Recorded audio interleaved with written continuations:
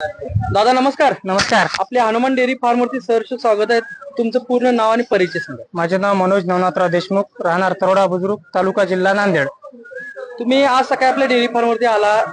जवळपास हरियाणा 5 गाड्या उतरल्या, त्यातली 2 म्हशी तुम्ही खरेदी केला.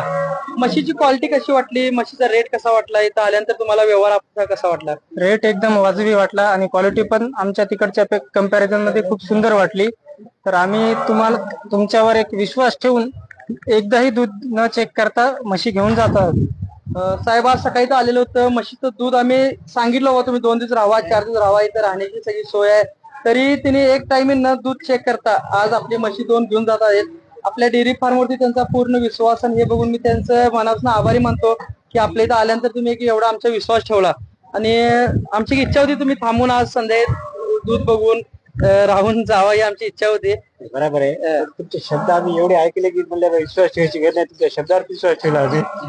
ठीक आहे. तुम्हाला मामा कसं वाटलं आपल्या इथं आल्यावर व्यवहार कसा छान वाटला? सुंदर वाटलं तुमचं बोलणं, तुमचं राहणं, तुमचं म्हणणं, तुमचं सांगणं आणि विशेष करून आग्रहानं सगळं सांगून अजून तुम्ही 4 दिवस नाही 8 दिवस थांबा बा, आम्ही व्यवस्था करतो, तुम्ही बघून घ्या, हे म्हणणं सांगणं एवढं तुमचं सगळं सांगून आमच्या लक्षात आलं की तुमचा शब्द खरं आहे. आम्ही तुम्ही आता बोला टाका, आमचा काही विषय येत नाही.